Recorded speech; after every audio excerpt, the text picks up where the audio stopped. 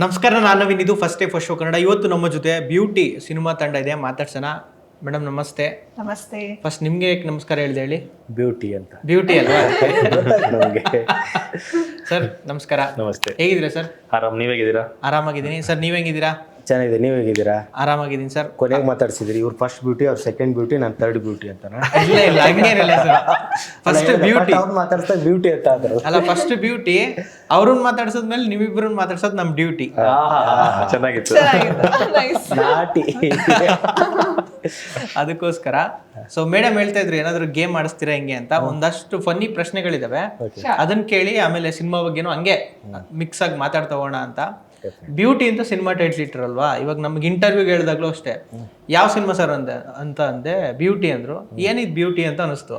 ನಿಮಗೆ first beauty ಅಂತ title ಕೇಳಿದಾಗ ನಿಮ್ಗೆ ಹೆಂಗ್ ಅನಿಸ್ತು? ನಿಮ್ಮ ಫಸ್ಟ್ ರಿಯಾಕ್ಷನ್? ಓಕೆ, ಅದೇ ಫಸ್ಟ್ ನನಗೆ ಸ್ಟೋರಿ ಗೊತ್ತಿರೋದ್ರಿಂದ ಅದಾದ್ಮೇಲೆ ನನಗೆ ಟೈಟಲ್ ಖುಷಿ ಪಟ್ಟಿರ್ಬೇಕಲ್ಲ ಮನೇಲಿ, ನನಗೋಸ್ಕರ ಒಂದು ಸಿನಿಮಾ ಬ್ಯೂಟಿ, ಸಿನಿಮಾನು ಬ್ಯೂಟಿ ಅಂತ. ಹಂಗೆಲ್ಲ ಏನು ಇಲ್ಲ. ನೈಸ್, ಅಂದ್ರೆ ಸಬ್ಜೆಕ್ಟ್ಗೆ ಏನು ಸಿಂಕ್ ಆಗುವಂತ ಟೈಟಲ್ ಇಟ್ಟಿದ್ದಾರೆ ಅಂತ ನನ್ಗೆ ಅನಿಸ್ತು. ಓಕೆ, ಸೊ ವೈ ನಾಟ್ ಅಂತ ಮಾಡಿದ್ದು. ಸರ್ ನಿಮ್ಗೆ ಏನು ಅನಿಸ್ತು? ಯಾವ ಬ್ಯೂಟಿ ಇರ್ಬೋದಪ್ಪ ಪಿಕ್ಚರ್ ಅಲ್ಲಿ ಅನ್ಕೊಂಡಿದ್ರಾ? ಅನ್ಕೊಂಡೆ ಬ್ಯೂಟಿ ಅಂತ ಸಿನಿಮಾ ಮಾಡಿದಾಗಲೇ ಡೈರೆಕ್ಟ್ರು ಕ್ರೇಜಿ ಇದ್ದಾರೆ, ಒಳ್ಳೆ ಬ್ಯೂಟಿಫುಲ್ ಆಗಿ. ಅದ್ರಲ್ಲಿ ಬೇರೆ ಟೈಟ್ಲ್ ಬೇರೆ ಬ್ಯೂಟಿ ಅಲ್ವಾ, ಬ್ಯೂಟಿಫುಲ್ ಆಗಿ ತೆಗ್ದಿರ್ತಾರೆ. ಇನ್ನು ಹೀರೋಯಿನ್ ಹೆಂಗ್ ಬ್ಯೂಟಿ ಇರ್ತಾರೆ, ಇಡೀ ಸಿನಿಮಾ ತುಂಬಾ ಬ್ಯೂಟಿ ಆಗಿರ್ತಾರೆ. ಇದೊಂದೇ ಬ್ಯೂಟಿ ಇಟ್ಕೊಂಡ್ಬಿಟ್ಟು ಇಡೀ ಸಿನಿಮಾ ಸುಮಾರು ಬ್ಯೂಟೀಸ್ ಇರ್ಬೋದು ಅನ್ಕೊಂಡೆ, ಬಟ್ ಒಂದು ಬ್ಯೂಟಿ ಮೇಲೆ ತುಂಬಾ ಬ್ಯೂಟಿಫುಲ್ ಆಗಿ ಮಾಡಿದ್ದಾರೆ. ನಮಗೊತ್ತು, ನಮ್ಮನ್ನ ಇಟ್ಕೊಂಡಂತೂ ಬ್ಯೂಟಿ ಮಾಡಲ್ಲ ಅವರು, ಹಿಂಗೆ ಕೇಳಕ್ ಹೋಗ್ಲಿಲ್ಲ ನಾನು. ಓಕೆ ಸರ್, ನಿಮ್ಗೆ ಫಸ್ಟ್ ಕೇಳಿದಾಗ title first to be honest ನನಗೆ ಸ್ವಲ್ಪ ಕಳವಳ ಆಯ್ತು ಈ ಬ್ಯೂಟಿ ಕೇಳಿ. ನಾನು ಡೈರೆಕ್ಟರ್ ಕೇಳಿದೆ, ಸರ್ ಇದು ಯಾಕೆ ಹಿಂಗೆ ಇಟ್ಟಿದ್ದೀರಾ ಅಂತ. ಅವ್ರು ಪ್ರಾಪರ್ ಜಸ್ಟಿಫಿಕೇಶನ್ ಕೊಟ್ಟರು, ಏನ್ ಕಂಟೆಂಟ್ ಇದೆ, ಏನ್ ಟೈಟಲ್ ಇದೆ. ಆಗ ಸ್ವಲ್ಪ ಅನಿಸ್ತು, ಇದು ಕರೆಕ್ಟ್ ಇದೆ ಅಂತ. ಮತ್ತೆ ನನಗೆ ಹಂಗೆ ಕೇಳ್ತಾ ಅದು ಮತ್ತೆ ಪರ್ಫೆಕ್ಟ್ ಅನಿಸ್ತು. ಸೊ ನಿಮ್ಮ ಲೈಫಲ್ಲಿ ಸರ್ ಬ್ಯೂಟಿ ಅಂದಿದ ತಕ್ಷಣ ಫಸ್ಟ್ ಯಾರು ನೆನಪಾಗ್ತಾರೆ? ನಂಗೆ ನಮ್ಮ ಅಜ್ಜಿ, ನಮ್ಮ ತಾಯಿ ನೆನಪಾಗ್ತಾರೆ. ಫಸ್ಟ್ ನೆನಪಾಗೋದು ನಮ್ಮ ಅಜ್ಜಿ. ಆ ಸ್ಮೈಲ್ ಇದೆಯಲ್ಲ, ನನಗೆ ಇವಾಗಲೂ ಅಷ್ಟೇ ತುಂಬಾ ಒಂದು ಪರಿಶುದ್ಧವಾದ ಒಂದು ನಗು, ಒಂದು ಬ್ಯೂಟಿಫುಲ್ಲು. ವಾವ್, ನಾನೇನೋ ಸುಮ್ಮನೆ ನೆನೆಸ್ಕೊಂಡ್ರೆ, ಕಣ್ಣು ಮುಚ್ಕೊಂಡಿದ್ರೆ ನಮ್ಮ ಅಜ್ಜಿ ಸ್ಮೈಲ್ ಬರುತ್ತೆ. ಈಗ ರೀಸೆಂಟಾಗಿ ನಮ್ಮ ಅಣ್ಣ ಡೆತ್ ಆದ, ಅವನು ಒಂಥರ ತುಂಬಾ ಮಗು ಥರ ನಗ್ತಾ ಇದ್ದ, ನಮ್ಮ ಕೋಟೇಶನ್ ಅಂತ. ಆ ನಗು ತುಂಬಾ ಕಾಡುತ್ತೆ, ಅದೊಂಥರ ಬ್ಯೂಟಿ. ಅದೇ ನಮ್ಮ ತಾಯಿ ಫ್ಯಾಮಿಲಿ, ಅದು ಬ್ಯೂಟಿ ಅಂತ ಅನ್ಸುತ್ತೆ. ಈಗ ಅವ್ರ ವೈಫ್ ಯಾವ್ದನ್ನ ಮಿಸ್ ಮಾಡಬೇಡಿ. ವೈಫು ಹೇಳಲೇಬೇಕಲ್ವಾ? ಅಲ್ಲ, ಏನ್ ಗೊತ್ತಾ, ನಾನು ನೀವು ನೋಡ್ತಾ ಇದ್ರೆ ನೋಡಿ ಮೇಡಮ್ ಏನ್ ಗೊತ್ತಾ, ಲಾಸ್ಟ್ ಇಂಟರ್ವ್ಯೂದಲ್ಲೂ ನೋಡಿದೆ, ಈ ಇಂಟರ್ವ್ಯೂದಲ್ಲೂ ನೋಡಿದೆ, ಅವರೇ ಅವ್ರ ಹೆಂಡತಿ ಜ್ಞಾಪಿಸ್ಕೊಂತ ಇಲ್ಲ, ನೀವು ಜ್ಞಾಪಿಸ್ತಾ ಇದೀರಾ. ಯಾಕೆ? ಮದುವೆ ಆಗಿದೆ, ಸ್ವಲ್ಪ ಹಿಂಗೆ ಇರಿ ಅಂತ ನನ್ನ ಕಂಟ್ರೋಲ್ ತರಕ್ ನೋಡ್ತಾ ಇದ್ದಾರೆ. ಇಲ್ಲ, ಅವಳೇ ಅಷ್ಟು ಕಂಟ್ರೋಲ್ ಇರ್ತಾರಲ್ಲ, ಇವ್ರು ಯಾಕೆ ಇಷ್ಟು ಇದು ಮಾಡ್ತಾ ಇದ್ದಾರೆ? ಅವ್ರ ಮನೆಗೆ ಹೋದ್ಮೇಲೆ ತರ್ತಾರೆ ಅನ್ಸುತ್ತೆ. ಬೇಡ ಬಿಡಿ, ಆ ವಿಷಯ ಬಿಟ್ಟಾಕ್ಬಿಡಿ, ಮನೆ ವಿಷಯ. ಮೇಡಮ್, ನಿಮ್ಗೆ ಬ್ಯೂಟಿ ಅಂದ್ರೆ ನಿಮ್ ಲೈಫಲ್ಲಿ ಯಾರು? ನನ್ನ ಲೈಫಲ್ಲಿ ನನ್ನ ಮದರ್ ಫಸ್ಟ್. ಯಾಕೆಂತಂದ್ರೆ ನಾನು ಇನ್ ಆ್ಯಂಡ್ ಔಟ್ ನೋಡ್ತೀನಿ. ಸೊ ಬರೀ ಹೊರಗಿನ ಬ್ಯೂಟಿ ಅಷ್ಟೇ ಅಲ್ಲ ಮುಖ್ಯ, ಸೊ ಒಳಗಿನ ಬ್ಯೂಟಿ ಮುಖ್ಯ ಆಗಿರೋದ್ರಿಂದ ನಮಗೇನು ಅಂದ್ರೆ, ನನಗೆ ನಮ್ಮ ಅಣ್ಣನಿಗೆ ಏನೇ ವ್ಯಾಲ್ಯೂ ಸಿಸ್ಟಮ್ ಬಂದಿರ್ಬೋದು, ಏನೇ ಪ್ರಿನ್ಸಿಪಲ್ಸ್ ನಾವು ನನ್ನ ಲೈಫಲ್ಲಿ ಇಟ್ಕೊಂಡಿರ್ಬೋದು, ಸೊ ಅದೆಲ್ಲವೂ ನನ್ನ ತಾಯಿ ಕಲಿಸಿರೋದ್ರಿಂದ. ಸೊ ನನ್ನ ತಾಯಿ is my best beautiful and queen everything. Sir ನಿಮ್ಗೆ, ನೀವು ತಾಯಿ ಅಣ್ಣ ಆತರ ಎಲ್ಲ ನಾನು ಸ್ವಲ್ಪ ಔಟ್ ಆಫ್ ದ ಬಾಕ್ಸ್ ಇದೆ. ಬ್ಯೂಟಿನೇ ಹೇಳ್ಬೇಕು. ಬ್ಯೂಟಿ ಅಂದ್ರೆ ನನಗೆ, ನಾನು ನೇಚರ್ ಲವರ್. ನನಗೆ ಯೂಶಲಿ ಲ್ಯಾಂಡ್ಸ್ಕೇಪ್ಸ್, ವಾಟರ್ ಫಾಲ್ಸ್ ಅದನ್ನೆಲ್ಲ ನೋಡುವಾಗ ಬ್ಯೂಟಿ ಅಂತ ಅನಿಸ್ತದೆ. ನಿಮಗೆ ಬ್ಯೂಟಿ ಅಂದ್ರೆ ಅದೊಂಥರ ಪ್ರಜ್ವಲವಾಗಿರುತ್ತೆ, ಅಲ್ವಾ? ಹೌದು, ನೀವು ಹೇಳಿದ್ ಕರೆಕ್ಟ್. ಆಕ್ಚುಲಿ ಲ್ಯಾಂಡ್ಸ್ಕೇಪ್ ಎಲ್ಲ ಎಷ್ಟು ಪ್ರಜ್ವಲಿಸ್ತಾ ಇರುತ್ತೆ, ಆಮೇಲೆ ಚೆನ್ನಾಗಿರುತ್ತೆ, ಸುವರ್ಣಮಯವಾಗಿರುತ್ತೆ ಅಲ್ವಾ? ಸೊ ಅಲ್ಲೇ ಗೊತ್ತಾಯ್ತು, ಎಲ್ಲೂ ಬಿಡಲ್ಲ ಇದ್ದಾರೆ. ಹಿಂಟ್ ಆಯ್ತಾ? ಹಿಂಟ್ ಇದು ನಿಮ್ಗೆ ಗೊತ್ತಾಯ್ತಾ? ಗೊತ್ತಾಯ್ತು. Super sir. ಸರ್ ನೀವು, ನಾನು ಈ ಕ್ವಶನ್ ಕೇಳ್ತೀನಿ ಅಂತ ಬೇಜಾರಾಗ್ಬಿಡಿ, ನೀವು ಕೂಡ ಒಂದು ಬ್ಯೂಟಿ ಟಿಪ್ಸ್ ಅಂದ್ರೆ ಏನು? ಬ್ಯೂಟಿಗ ಅದೇ ಸರ್, ಮನಸಾರೆ ನಗಿ, ಏನೇ ಬಂದರೂ ಮನಸಾರೆ ಮಾತಾಡಿ, ಏನೇ ಇದ್ರೂ ಹಿಂದೆ ಮುಂದೆ ಇಟ್ಕೊಳ್ದೆ ಮಾತಾಡಿದರೆ ಇದ್ದರೆ ಅದೇ ಪರಿಶುದ್ಧವಾಗಿದ್ದರೆ, ಮನಸ್ಸು ಯಾವಾಗಲೂ ಹಗುರವಾಗಿದ್ದರೆ ಅದೇ ಬ್ಯೂಟಿ ಸರ್. ಮೇಡಮ್, ನೀವೇನು ಕೊಡ್ತೀರಾ? ಆಲ್ಮೋಸ್ಟ್ ಸಿಮಿಲರೇ. ಸೊ ನೀವು ಏನು ಮಾಡೋ ಕೆಲಸದಲ್ಲಿ ಶ್ರದ್ಧೆ ನಿಷ್ಠೆಯಿಂದ ಮಾಡಿ, ನಿಮ್ಮ ಲೈಫ್ನ ಬ್ಯಾಲೆನ್ಸ್ ಆಗಿ ಇಟ್ಕೊಳ್ಳಿ, ಒಂದು ಪ್ರಿನ್ಸಿಪಲ್ ವ್ಯಾಲ್ಯೂಸ್ನ ಆ್ಯಡ್ ಮಾಡೋ ಅಂಥ ಕೆಲಸಗಳನ್ನ ಮಾಡಿ. ಸೊ ಆ ಬ್ಯೂಟಿ ಅದು ಹೊರಗಡೆ ಕಾಣಿಸುತ್ತೆ. That is what beauty is. Okay sir, ನೀವು ಸೇಮ್ ನಂದು ಆಲ್ಮೋಸ್ಟ್ ಏನ್ ಡಿಫ್ರೆನ್ಸ್ ಇಲ್ಲ, ನಿಷ್ಕಲ್ಮಶವಾಗಿ ಮಾತಾಡ್ಕೊಂಡ್ ಬಂದಿದ್ದೀರಾ ಏನು ಇಂಟರ್ವ್ಯೂ ಎಲ್ಲ ಒಬ್ಬರೇ ಹೇಳ್ತಾರೆ ಎಲ್ಲ ಭೇದ ಭಾವ ಇಲ್ಲ ಬ್ರೋ, ಎಲ್ಲರೂ ಒಂದಕ್ಕೆ ಸ್ಟಿಕ್ ಆನ್ ಆಗಿರ್ಬೇಕು, ಒಬ್ಬರೊಂದು ಇನ್ನೊಬ್ಬರೊಂದು ಹೇಳಲ್ಲ ಅಂತ ಮಾಡಿದ್ವಿ. ಜೈ ಟೀಮ್ ವರ್ಕ್. ನಿಷ್ಕಲ್ಮಶವಾಗಿ ಮನಸ್ಸಿರ್ಬೇಕು ಅಂತದೇ ಒಂದು ನಗು ಇದ್ದಾಗ ನಮ್ಗೆ ಅನಿಸ್ತದೆ ಅದೊಂದು ಬ್ಯೂಟಿ ಅಂತ. ಒಂದು ಇವಾಗ ನಿಮಗೆ ಫಸ್ಟ್ ಕೇಳ್ತೀನಿ ನಾನು, ಇವರಿಬ್ಬರಲ್ಲಿ ಇಷ್ಟು ದಿನ ಶೂಟಲ್ಲೆಲ್ಲ ನೋಡಿರ್ತೀರಾ, ಒಂದು ಹ್ಯಾಬಿಟ್ ಅವ್ರು ಚೇಂಜ್ ಮಾಡ್ಕೊಬೇಕು, ಈ ಥರ ಬೇಡ ಹಿಂಗೆ ಚೇಂಜ್ ಮಾಡ್ಕೊಳ್ಳಿ ಅಂತಂದ್ರೆ ಯಾವುದು ಹೇಳೋದು ನೀವು ಇವ್ರಿಗೆ ಹೀರೋಯಿನ್ಗೆ? ಬ್ಯಾಡ್ ಹ್ಯಾಬಿಟ್ ಇಲ್ಲ, ತುಂಬಾ ದೊಡ್ಡ ಕ್ವಶನ್, ಸಣ್ಣ ಜನ ಕೇಳಿದ್ದೀರ ನೀವು. It's okay. ಇವರಿಗೆ ಅಂತ ಹೇಳುವಂಥದ್ದು ಏನಿಲ್ಲ ಸರ್, ಅವ್ರಿಗೆ ಅಂತ ಒಬ್ವಿಯಸ್ಲಿ ಏನಿಲ್ಲ. ಇವ್ರು ಸ್ವಲ್ಪ ಪದೇ ಪದೇ ಹಸಿವಾಗುತ್ತೆ ಅಂತಾರೆ, ಸ್ವಲ್ಪ ಅಡ್ಜಸ್ಟ್ ಆಗ್ಬೇಕಾಗ್ಬೋದು. ನಾನು ಇಷ್ಟೇ ಇದ್ದೀನಿ ಅಲ್ವಾ, ಅದಕ್ಕೆ ನನ್ಗೆ ಅವಾಗ ಹಸಿವು ಆಗ್ತಾ ಇರುತ್ತೆ. ಸೊ 2 hours once ಏನಾದ್ರೂ ತಿನ್ಬೇಕು ಅನ್ಸುತ್ತೆ. ಗಾಳಿಪಟ ಗಣೇಶ್ ತುಂಬಾ ಕಾಟ್ಲೆ ಕೊಟ್ಟಿದ್ರು. ತಿಂತಾನೆ ಇರ್ತೀನಿ, ಅದು ಎಲ್ಗೆ ಹೋಗುತ್ತೆ ಅಂತ ಗೊತ್ತೇ ಆಗಲ್ಲ. ಗೊತ್ತಿಲ್ಲ, ನಾನು ವೇಟ್ ಗೇನ್ಗೆ ಟ್ರೈ ಮಾಡ್ತಾ ಇದ್ದೀನಿ, ಅದಾಗ್ತಾನೆ ಇಲ್ಲ. ಏನ್ ಮಾಡೋಣ ಬ್ರೋ, ನನ್ನ ನೀವು ಆ ಇಂಟರ್ವ್ಯೂ ನೋಡಿದಂಗೆ ಇದ್ದಿದ್ದಾನೆ. ನನಗೂ ಈಸಿ ಆಗತ್ತೆ ಏನಾರ ಇದ್ರೆ ಇಲ್ಲ, ನಮ್ಮ ಇಂಟರಾಕ್ಷನ್ ಏನಿದ್ರು ಸೆಟ್ ಅಲ್ಲಿ ಇತ್ತು ಅಷ್ಟೇ. ಸೊ ಕ್ಯಾರೆಕ್ಟರ್ ಆಗಿ ಮಾತಾಡಿದ್ದೇವೆ ಅಥವಾ ಅಲ್ಲಿ ಒಂದು ಕೋ ಆರ್ಟಿಸ್ಟ್ ಆಗಿ ಮಾತಾಡಿದ್ದೇವೆ, ಅದ್ರಲ್ಲಿ ನನ್ಗೆ ಏನು ಫಾಲ್ಟ್ಸ್ ಕಂಡಿಲ್ಲ. ಓಕೆ, ನೀವು ಇವರಿಬ್ಬರಲ್ಲಿ ಏನಾದರೂ ಒಂದು ಬದಲಾವಣೆ ಮಾಡ್ಕೊಬೇಕು ಅಂತಂದ್ರೆ ಏನು? ನಮ್ಗೆ ಅಷ್ಟು ಗೊತ್ತಿಲ್ಲ, ಬಿಕಾಸ್ ಇವ್ರ ಜೊತೆ ಅಂತೂ ನನ್ನ ಕಾಂಬಿನೇಷನ್ ಸೀನ್ಸೇ ಇಲ್ಲ ಅಷ್ಟೊಂದು. ಮತ್ತೆ ಇವ್ರ ಜೊತೆ ಮಾಡಿರುವಾಗ ಓಕೆ, ಇನ್ನೊಂಚೂರು ಹಾರ್ಡ್ ವರ್ಕ್ ಮಾಡಿ ಚೆನ್ನಾಗಿ ಇನ್ನೊಂಚೂರು ಆಕ್ಟ್ ಮಾಡಕ್ಕೆ ಏನೋ ಇನ್ನೂ ಒಂದಷ್ಟು ಟಿಪ್ಸ್ ಕೊಡಬಲ್ಲೆ. ಬಟ್ ಇವ್ರು ಚಿಲ್ಲರ್ ಮಂಜು ಅವ್ರಿಗೂ ಹೇಳ್ಬೋದು, ನೀವು ಇಂಟರ್ವ್ಯೂ ಬಂದ್ರು ಸ್ವಲ್ಪ ಹೆಂಡ್ತಿಗೆ ಮೇಲೆ ಜ್ಞಾಪಿಸ್ಕೊಂತ ಇರಿ, ಅವಾಗ ಜ್ಞಾಪಿಸ್ಕೋತಾ ಇರಿ. ಓಕೆನಾ, ಮರಿಬಾರ್ದು ಯಾವತ್ತಿದ್ರು. ಇವಾಗ ರೀಸೆಂಟ್ ಆಗಿ ಬೇರೆ ಮದ್ವೆ ಆಗಿದ್ದೀರಾ, ನೀವು ಇಷ್ಟು ಬೇಗ ಮರ್ತ್ಬಿಟ್ರೆ ಹೆಂಗೆ? ನಾನು ಮರ್ಯಾದೆ ಇಲ್ಲ, ಅವ್ರು ಇಲ್ಲಿ ಇರ್ತಾರೆ ಯಾವಾಗ್ಲೂ, ಅದನ್ನ ಯಾಕೆ ಅದನ್ನ ಪದೇ ಕೇಳ್ಕೋದು? ಅಲ್ಲಿ ಆರಾಮಾಗಿರ್ಲಿ, ಇದು ಬೇರೆ. ಮನೆಗೆ ಪ್ರೊಫೆಷನಲ್ ಹೇಳ್ತಾ ಇದ್ರೆ ಅವ್ರಿಗಲ್ಲಿ ಖುಷಿ ಆಗ್ತಾ ಇರುತ್ತೆ. ಖುಷಿ, ಆ ಮನೇಲಿ ಖುಷಿ ಪಡ್ಸಕ್ಕೆ ಏನ್ ಹೇಳ್ಬೇಕು ಹೇಳ್ತಿದ್ದಾರೆ ಅಂತ ಅವರು ಮನೆ ಖುಷಿ ಪಡಿಸ್ತೀವಿ, ಏನ್ ಹೇಳ್ಬೇಕು ಅದು ಹೇಳ್ತೀವಿ. ಸರ್, ನೀವು ಇವರಿಬ್ರು ಇದರಲ್ಲಿ ನೋಡಿದ್ರೆ ಏನು ಬದಲಾಗ್ಬೇಕಂತ ಅನ್ಸುತ್ತೆ, ನೋಡಿರ್ತೀರಾ ನೀವು? ಬದಲಾಗಬೇಕು ಅನ್ನೋದೇನಿಲ್ಲ. ಇಲ್ಲ ಸರ್, ತುಂಬ ಹಂಬಲ್ ಆಗಿದ್ದಾರೆ. ಆ್ಯಕ್ಚುಲಿ ತುಂಬ ಹಂಬಲ್ ಆಗಿರೋದು, ನನಗೂ ತುಂಬ ಚೇಂಜಸ್ ಹೇಳೋದು ಅದೇ. ಇಷ್ಟು ಹಂಬಲ್ ಆಗಿದ್ರೆ ಇಂಡಸ್ಟ್ರಿ ನಿನಗೆ ಆಗಲ್ಲ, ನಡೆಯಲ್ಲ ಅಂತ ಹೇಳ್ತಾರೆ. ಬಟ್ ಅದ್ರ ಆಚೆ ನಮಗೂ ದಾಟಕ್ಕಾಗಲ್ಲ. ನನಗೇನು ಇರೋದು ಅದೇ, ಚೆನ್ನಾಗಿ ಮಾತಾಡೋದ್ರಲ್ಲೇನಿದೆ, ಇಲ್ಲಿ ಯಾರು ಮಾತಾಡ್ಸಿದ್ರು ಹಂಗೆ ಇರೋದು ನಾನು. ಬಟ್ ನಾನು ಅದನ್ನು ಚೇಂಜ್ ಆಗಿ ಅಂತ ಹೇಳೋಕ್ಕೆ ಇಷ್ಟಪಡಲ್ಲ. ಬಟ್ ಹಿಂಗೆ ಇರಿ ಬ್ರೋ, ಚೆನ್ನಾಗಿದೆ. ಬಟ್ ಇವರು ತುಂಬ ಅದೇ ಹಸುವಾಗುತ್ತೆ ಅಂತ ಕೇಳಿದೆ ಇವಾಗ ಅಷ್ಟೇ. ತಿನ್ನಿ, ಪರವಾಗಿಲ್ಲ, ತಿಂದು ದೊಡ್ಡ ಪಾತ್ರಗಳನ್ನು ಮಾಡಿ. ಅಯ್ಯಯ್ಯೋ, ಇಷ್ಟೆಲ್ಲ ಬೇಡ. ಅದೇ ಹೇಳಿದೆ, ನೀವೇ ಅಂದ್ರಲ್ಲ ನಾನು ದಪ್ಪ ಆಗ್ಬೇಕು ಅಂತ, ಅದಕ್ಕೆ ದೊಡ್ಡ ಪಾತ್ರಗಳನ್ನು ಬೇಡ ಮಾಡಿ ಅಷ್ಟೇ. ಸರ್, ಈಗ ಇಂಡಸ್ಟ್ರಿಯಲ್ಲಿ ಇರೋರು ಯಾರೊಬ್ರು ಹೀರೋಯಿನ್ ನಂಬರ್ ನಿಮ್ಗೆ ಬೇಕು ಅಂತಂದ್ರೆ ಟಕ್ ಅಂತ ಸಿಗುತ್ತೆ ಅಂತ ಅನ್ಕೊಳ್ಳಿ. ಈಗ ನಾನೇ ಕೊಡ್ತೀನಿ ಅಂತ ಅನ್ಕೊಳ್ಳಿ, ಯಾರ ನಂಬರ್ ಕೇಳ್ತೀರ ಫಸ್ಟ್? ಆ ಥರ ನಂಬರ್ ಬೇಕು ಅಂತಂದ್ರೆ ರಮ್ಯಾ. ಸೊ ನಂಬರ್ ಸಿಕ್ತು ಅನ್ಕೊಳ್ಳಿ, ಫೋನ್ ಮಾಡಿ ಏನ್ ಮಾತಾಡ್ತೀರ ಅಥವಾ ಏನ್ ಹೇಳ್ತೀರ? ಆಕ್ಚುಲಿ ತಗೊಂಡು ಸೇವ್ ಮಾಡಿ ಇಟ್ಕೊತೀನಿ ಅಷ್ಟೇ, ಮಾಡಲ್ಲ ನಾನು. ಅದೊಂದು ತಪಸ್ಸೆ. ತುಂಬಾ ಇಷ್ಟಪಟ್ಟವ್ರನ್ನ ಮಾತಾಡ್ಸಕ್ ಹೋಗಲ್ಲ. ತುಂಬಾ ಅಂದ್ರೆ ಅವ್ರ ಬಗ್ಗೆ ಒಂದು ಇಮ್ಯಾಜಿನೇಷನ್ ಇದೆ, ಅವ್ರು ನನಗೆ ಹಿಂಗೆ ಅಂತ. ಅವ್ರು ತುಂಬಾ ಒಂದು ಯಾವುದೋ ಸ್ಥಾನದಲ್ಲಿ ಇಟ್ಟಿರ್ತೀನಿ, ಅದು ಹಾಗೇ ಇದ್ದು ಬಿಡ್ಲಿ ಅಂತ ನಾನು ಯಾವಾಗಲೂ ಅಷ್ಟೇ. ಏನೋ ಅವ್ರು ಮಾತಾಡ್ಸೋಕೆ ಹೋಗೋದು. ಈಗ ನಾನು ರಮ್ಯಾ ಇಷ್ಟ ಅಂತ ನಂಬರ್ ಸಿಕ್ತತ್ತ, ಮೇಡಮ್ ನಮಸ್ತೆ ಮೇಡಮ್, ಇಡೋ ಫೋನು ಯಾರೋ ನೀನು ಅಂತ ಅಂದ್ಬಿಟ್ರೆ ಇಷ್ಟು ವರ್ಷ ಅವ್ನು ಕಟ್ಕೊಂಡಿದ್ದೀನಲ್ಲ ಅವ್ರ ಬಗ್ಗೆ ಇಮ್ಯಾಜಿನೇಷನ್ ರಪ್ ಅಂತ ಬಿದ್ದೋಗುತ್ತೆ. ಹೀಗಾಗಿ ಆ ಇಮ್ಯಾಜಿನೇಷನ್ ಹಾಗೇ ಇರಲಿ, ಆ ಕಲ್ಪನೆ ಹಾಗೇ ಇರಲಿ, ಆ ಕಲ್ಪನೆಯಲ್ಲಿ ಅಂತ ಕೆಲವೊಂದನ್ನು ಹಾಗೆ ಬಿಡ್ತೀನಿ, ಹಾಗೆ ಸೇವ್ ಮಾಡಿ ಇಟ್ಕೊತೀನಿ ಅಷ್ಟೇ. ಒಂದ್ಸಲ ಮೀಟ್ ಮಾಡಿಲ್ಲ ನೀವು ಇಂಡಸ್ಟ್ರಿ ಬಂದು? ನೋಡಿದ್ದೀನಿ, ನಮ್ಮ ಚಾನಲಲ್ಲಿ ಅನುಬಂಧ ಅವಾರ್ಡಲ್ಲಿ ಬಂದಿದ್ರು ಅವರೆಲ್ಲ. ಅದೇ ಹೇಳಿದ್ನಲ್ಲ, ಎಲ್ಲರೂ ಹೋದ್ರು, ಫೋಟೋ ತಗೊಂಡ್ರು, ನಾವು ಫೋಟೋ ತಗೊಳಕ್ಕೂ ಹೋಗಿಲ್ಲ. ನಾನು ಹೋಗಿಲ್ಲ. ಗಣೇಶ್ ಸರ್ ಅಂದರೆ ನಾನು ಇನ್ಸ್ಪೈರ್ ಆಗಿ ಬಂದಿದ್ದು ಅಷ್ಟೇ. ಗಣೇಶ್ ಸರ್ ಹತ್ರನೂ ಹೋಗಿಲ್ಲ ನಾನು. ಅಲ್ಲೇ ನಮ್ಮ ಸೆಟ್ಟಲ್ಲೇ ಯಾವಾಗಲೂ ಆ ಗೇಮಿಂಗ್ ಆಟ ಅಲ್ಲೇ ಬರೋರು, ಅಲ್ಲೇ ಇತ್ತು.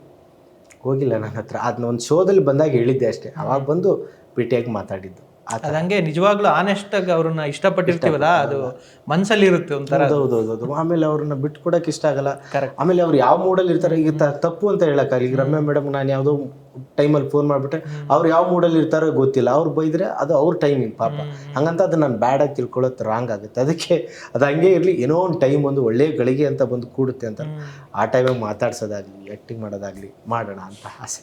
ಮೇಡಮ್ ನೀವು ಯಾವ ಹೀರೋ ನಂಬರ್ ಬೇಕು ನಿಮ್ಗೆ ಕೇಳ್ತೀರಾ? ಹೀರೋ ಅಪೋಸಿಟ್ ಹೀರೋಯಿನ್ ಬೇಡವಾ? ಅಲ್ಲ ನಿಮ್ಗೆ ಹೀರೋಯಿನ್ ಬೇಕಾದ್ರೆ ಕೇಳಿ, ಹೀರೋ ಅಂತ ಅನ್ಕೊಂಡೆ ನಾನು. ನನ್ನ ಕಡೆ ತೋರಿಸಿ ಹೇಳ್ತಿದ್ದಾರೆ ಅವ್ರು ಅವಾಗ್ಲಿಂದ. ಓ ಹಂಗ ಅವ್ರ ನಂಬರ್ ಇದೆ ಆಲ್ರೆಡಿ ನನ್ನ ಹತ್ರ, ಪರವಾಗಿಲ್ಲ. ಓಕೆ. ಓಕೆ, ಪುನೀತ್ ಸರ್ದು ಬೇಕು ಅಂತ ಹೇಳ್ಬೋದಿತ್ತು, ಬಟ್ ಈಗ ಆಗಲ್ಲ. ಯಶ್, ಎಲ್ರು ಅದನ್ನೇ ಹೇಳ್ತಾರೆ ಅನ್ಸುತ್ತಲ್ಲ, ಮೇ ಬಿ ಯಶ್. ನನ್ನ ಆನ್ಸರ್ ಕಿತ್ಕೊಂಡ್ರು ಹಂಗೆ. ಆ ನಂಬರ್ ಸಿಕ್ತು ಅಂದ್ರೆ ಏನ್ ಹೇಳ್ತೀರಾ ಫಸ್ಟ್ ಫೋನ್ ಮಾಡಿ? ಟಾಕ್ಸಿಕ್ ಆಗ್ಬಿಡ್ತಾರ ಅವಳು. ಟಾಕ್ಸಿಕ್ ಆಗ್ಬಿಡ್ತಾರೆ ನಂಬರ್ ಸಿಕ್ಬಿಡ್ಲಿ.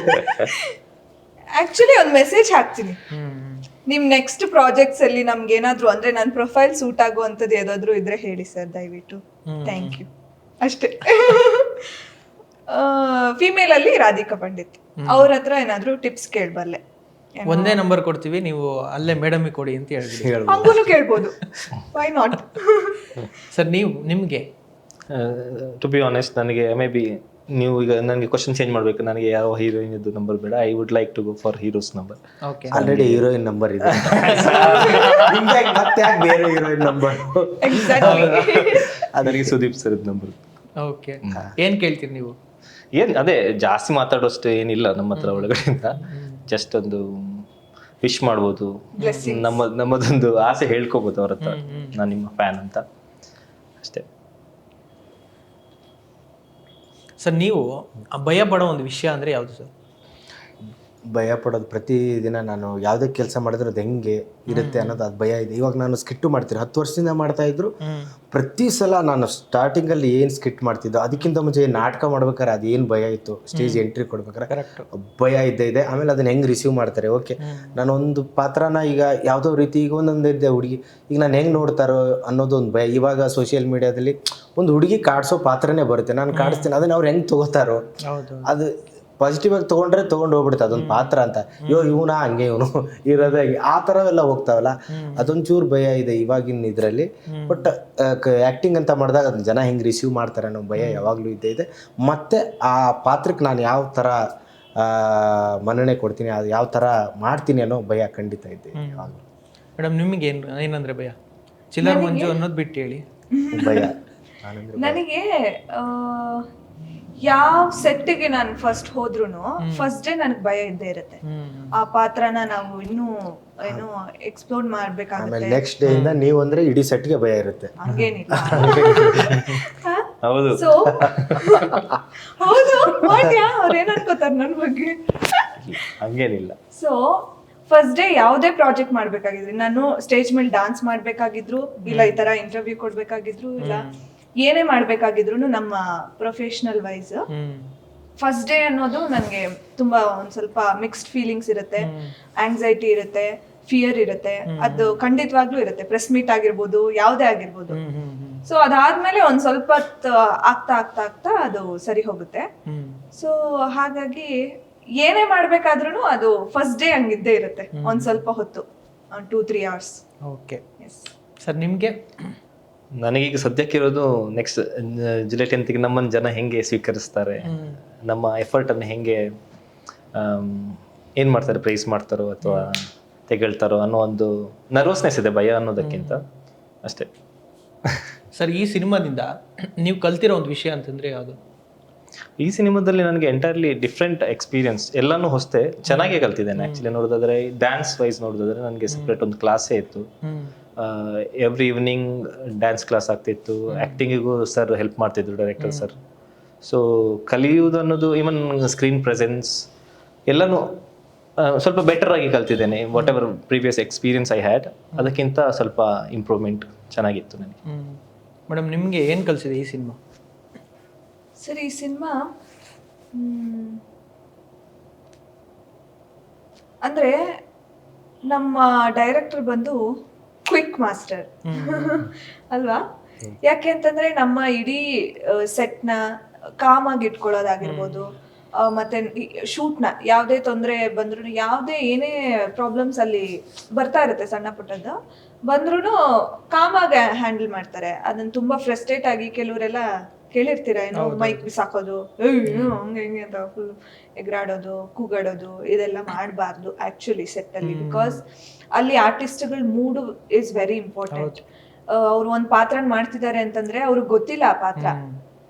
ಸೊ ನೀವ್ ಹೇಗ್ ಹೇಳಿರ್ತೀರಾ ಅದನ್ನ ಅವ್ರು ಟ್ರೈ ಮಾಡ್ತಿರ್ತಾರೆ ಆ ಪಾತ್ರದಲ್ಲಿ ಆದಷ್ಟು ಇನ್ವಾಲ್ವ್ ಆಗಕ್ಕೆ, ಆ ಪಾತ್ರಕ್ಕೆ ಜೀವ ತುಂಬಿಸೋಕೆ ಟ್ರೈ ಮಾಡ್ತಿರ್ತಾರೆ. ಅಂತ ಎನ್ವಿರಾನ್ಮೆಂಟ್ ಅಲ್ಲಿ ಇಡೀ ಸೆಟ್ಟೆ ಡಿಸ್ಟರ್ಬೆನ್ಸ್ ಏನೋ ಒಂದು ಕ್ರಿಯೇಟ್ ಆದ್ರೆ ಅದು ತುಂಬಾ ಇಂಪ್ಯಾಕ್ಟ್ ಬೀಳತ್ತೆ. ಇದ್ರ ಮೇಲೆ ಅವರು ಕ್ಯಾರೆಕ್ಟರ್ ಮೇಲ್ ಆಗಿರ್ಬೋದು, ಸಿನಿಮಾ ಮೇಲೆ ಆಗಿರ್ಬೋದು. ನಾವು ವರ್ಕ್ ಮಾಡ್ತಿರೋದೇ ಸಿನಿಮಾಗೋಸ್ಕರ ಅಲ್ವಾ. ಇನ್ನು ಆ ಸಿನಿಮಾಗೆ ಎಫೆಕ್ಟ್ ಆಗೋದಾದ್ರೆ ಏನ್ ಪ್ರಯೋಜನ? ಸೊ ಏನೇ ಆಗಿದ್ರು ತುಂಬಾ ಚೆನ್ನಾಗಿ ಹ್ಯಾಂಡಲ್ ಮಾಡ್ತಿದ್ರು ಎಲ್ಲಾನು. ಸೊ ಕ್ವಿಕ್ ಆಗಿ ಶೂಟಿಂಗ್ ನ ಮುಗಿಸಿದ್ದಾರೆ. ಡೇ ಅಂಡ್ ನೈಟ್ ಶೂಟ್ ಮಾಡಿದೀವಿ ನಿಜ. ಸೊ ಕ್ವಿಕ್ ಆಗಿ ಶೂಟ್ ಮುಗಿಸಿದ್ದಾರೆ, ಯಾವ್ದೇ ತೊಂದರೆ ಇಲ್ದಿರಾ ನಮ್ಗೆ ಕಂಪ್ಲೀಟ್ ಮಾಡಿ ಕೊಟ್ಟಿದ್ದಾರೆ. So that is one of the major thing. So ನಾವ್ ಹೇಗೆ ಏನೇ ಸಿಚುವೇಶನ್ ಅಲ್ಲೂ ನಾವು ಎಷ್ಟು ಕಾಮಾಗಿ ಪೇಷನ್ಸ್ ಇಂದ ನಾವು ಬಿಹೇವ್ ಮಾಡ್ಬೇಕು ಅನ್ನೋದೊಂದು ಕಲ್ತಿದ್ದೀನಿ.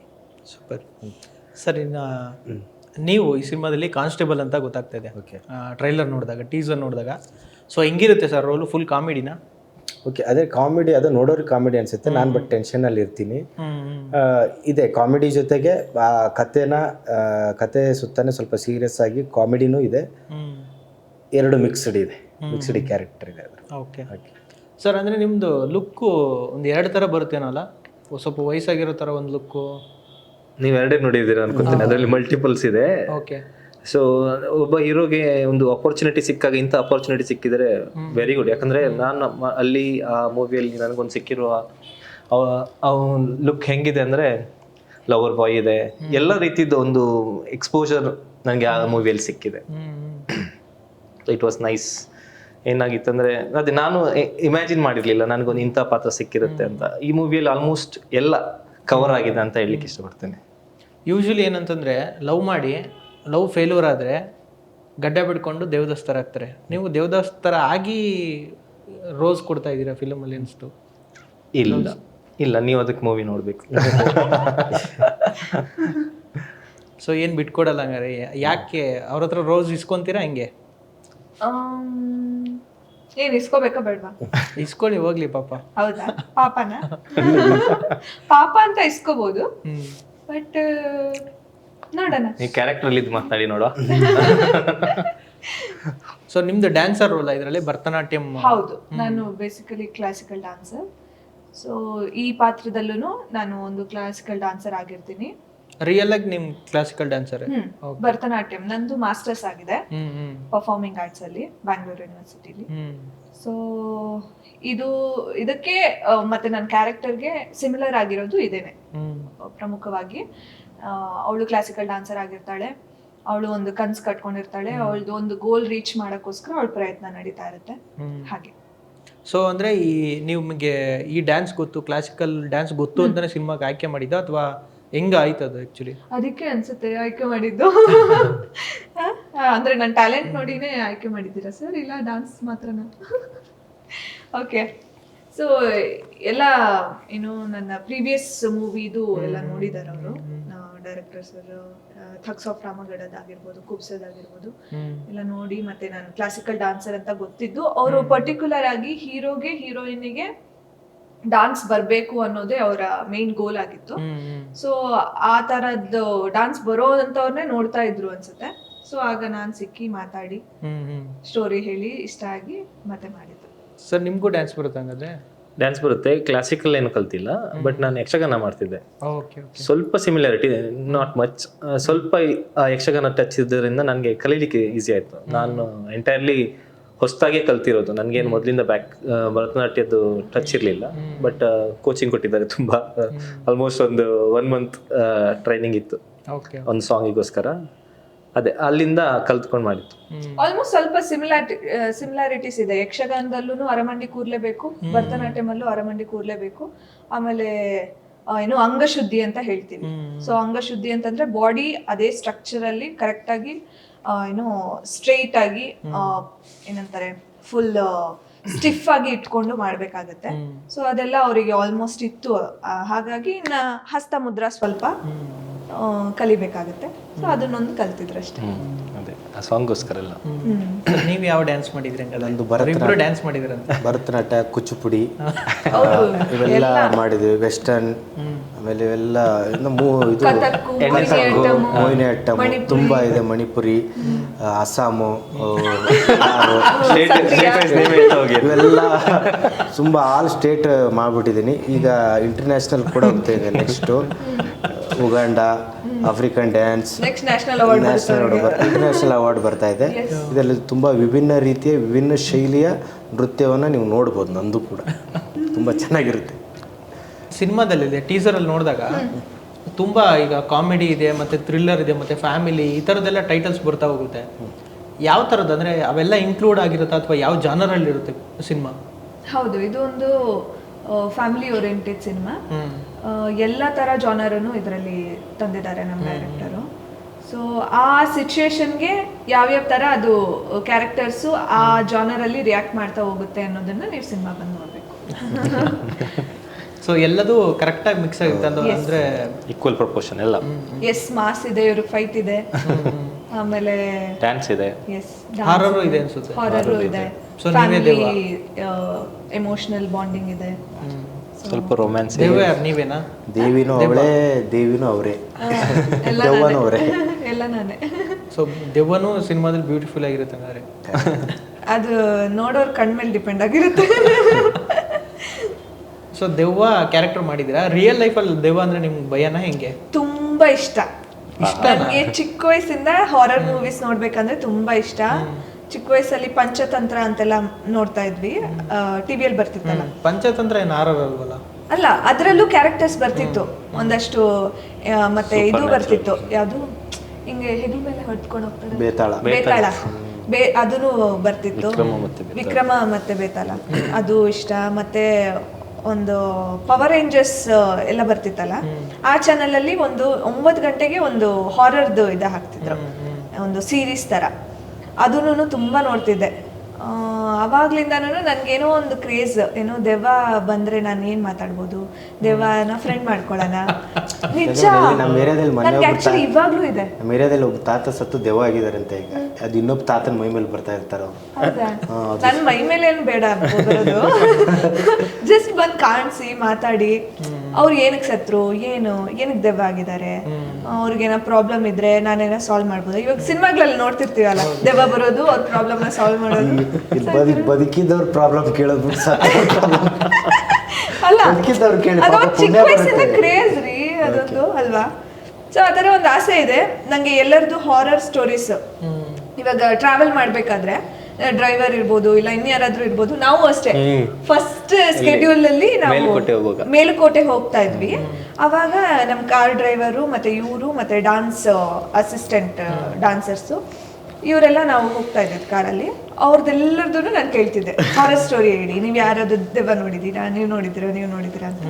ಅವಾಗ ಅವರು ಒಂದೆರಡು ಸ್ಟೋರಿ ಹೇಳಿದ್ರು ಅನ್ಸುತ್ತೆ. ತುಂಬಾ ಚೆನ್ನಾಗಿತ್ತು, ಸಾಕಾಗಿತ್ತು. ನಂಗೆ ಅದು ಒಂಥರ ಮಜಾ. ಯಾವ್ದಾದ್ರು ರಿಯಲ್ ಆಗಿ ನೋಡಿದಾರಾ, ಯಾಕೆ ನಿಮ್ಗೆಲ್ಲ ಕಾಣಿಸ್ತಾ ಇದೆ, ನನ್ಗೆ ಯಾಕೆ ಕಾಣಿಸ್ತಾ ಇಲ್ಲ ಅಂತ. ಅವ್ರು ಏನು ದೆವ್ವ ಬಂದ್ರೆ ಫುಲ್ ಅಂತೆಲ್ಲ ಏನು ಮಾಡಬಾರ್ದು, ನೀಟಾಗಿ ಬರಬೇಕು, ಜಸ್ಟ್ ಕಾಣಿಸ್ಬೇಕು, ಅವಾಗ ನಾನು ಮಾತಾಡಬೇಕು ಅನ್ನೋದೊಂದು ನನಗಿದೆ. ನೋಡೋಣ, ನೆಕ್ಸ್ಟ್ ಯಾವಾಗಾದ್ರೂ ನನಗೆ ಎಕ್ಸ್ಪೀರಿಯನ್ಸ್ ಆದರೆ ನಾನು ಅದನ್ನ ನೆಕ್ಸ್ಟ್ ಯಾವ್ದಾದ್ರು ಇಂಟರ್ವ್ಯೂ ಅಲ್ಲಿ ಶೇರ್ ಮಾಡ್ತೀನಿ. ಸೊ ಈಗ ಗೊತ್ತಾಯ್ತು ಕರೆಕ್ಟ್ ಆಗಿರೋರಿಗೆ ಕರೆಕ್ಟಾಗಿ ರೋಲ್ ಕೊಟ್ಟಿದ್ದಾರೆ ಅಂತ, ಇಷ್ಟಪಡೋರಿಗೆ ದೆವ್ವ ರೋಲ್ ಕೊಟ್ಟಿದ್ದಾರೆ ಅಂತ. ನಾನು ಆಕ್ಚುಲಿ ಆಡಿಷನ್ಸ್ ಅಲ್ಲೆಲ್ಲ ಟ್ರೈ ಮಾಡ್ತಿದ್ದೆ ಸ್ಟಾರ್ಟಿಂಗ್ ಅಲ್ಲಿ. ಆಡಿಷನ್ಸ್ ಎಲ್ಲ ಹೋಗುವಾಗ ಯಾವ್ದಾದ್ರು ಹಾರರ್ ಮೂವಿಗೆ ಇಲ್ಲ ಏನಾದ್ರು ದೆವ್ವ ತರ ಮಾಡಿ ತೋರಿಸಿ ಅಂತೆಲ್ಲ ಹೇಳಿದಾಗ, ಮಾಡಿ ತೋರಿಸಿದಾಗ ವಾವ್ ಅಂತೆಲ್ಲ ಅಂದಿದ್ದಾರೆ. ಅದಾದ್ಮೇಲೆ ಏನಕ್ಕೆ ತಗೊಳ್ಳಿಲ್ವೋ ಗೊತ್ತಿಲ್ಲ ನನಗೆ. ಹೆದರಿಕೆ ಅವ್ರಿಗೆ ಹೆದರ್ಬಿಟ್ಟಿದ್ದಾರೆ ನಿಜ. ಹಂಗೆ. Super sir. ಸಿನಿಮಾ ಯಾವಾಗ ರಿಲೀಸು? ಸಿನಿಮಾ ಜುಲೈ 10ನೇ ತಾರೀಕು. ಓಕೆ. ಸೊ ಎಲ್ಲರೂ ಬಂದು ಥಿಯೇಟ್ರಲ್ಲಿ ನೋಡ್ಬೇಕಂತ ನಮ್ಮ ವಿನಂತಿ. ದಯವಿಟ್ಟು ಪ್ರಜೆಗಳೇ, ನಾವು ಒಂದು ಶ್ರದ್ಧೆ ಭಕ್ತಿಯಿಂದ ಒಂದು ಸಿನಿಮಾನ ಪ್ರಯತ್ನ ಮಾಡಿದ್ದೀವಿ, ದಯವಿಟ್ಟು ಬಂದು ನೋಡಿ ಅಂತ ನಾವು ಕೇಳ್ಕೊತೀವಿ. ವಿಲ್ ಬಿ ವೇಟಿಂಗ್ ಥಿಯೇಟರ್ಸ್ ಅಲ್ಲಿ. ಆಲ್ ದ ಬೆಸ್ಟ್ ಸಿನಿಮಾಗೆ. Thank you sir. Thank you madam. Thank you sir. Thank you.